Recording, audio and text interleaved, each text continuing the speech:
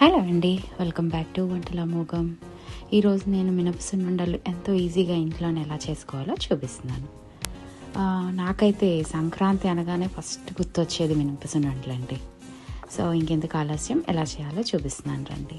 ముందుగా నేను 1 కప్పు మినపప్పు తీసుకున్నాను.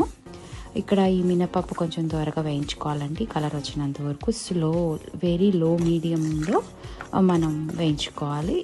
మనకి ఆ సున్నుండలు అంటుకోకుండా ఉండాలి అంటే కొంచెం బియ్యం కూడా వేయించుకోవాలండి. కొంచెం బియ్యం అంటే ఒక 2 స్పూన్స్ ఆఫ్ బియ్యం వేసానండి. ఇక్కడ ఈ 2 బియ్యం కూడా వేయించుకున్నాక ఇట్లా మిక్సీ జార్లో పట్టుకొని మంచిగా బరకగా లేకుండా బాగా పట్టుకొని అది జల్లించుకోవాలన్నమాట.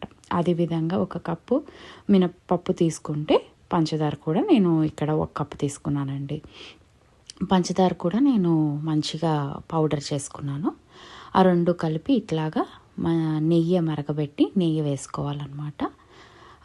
అంతా కలిసేటట్టు చూసుకొని ఇక్కడ చూపిస్తున్నట్టు బాగా మెత్తగా ఆడుకోవాలి మనం.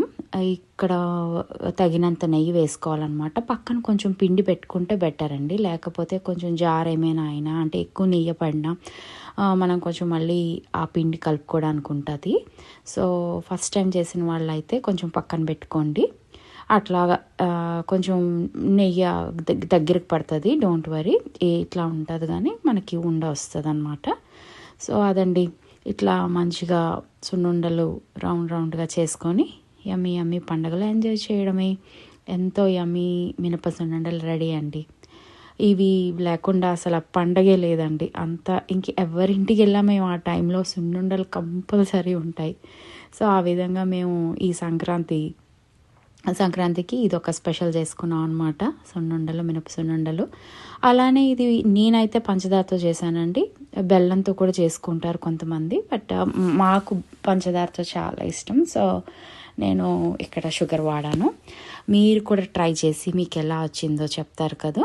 Thanks for watching. Please like and subscribe my channel.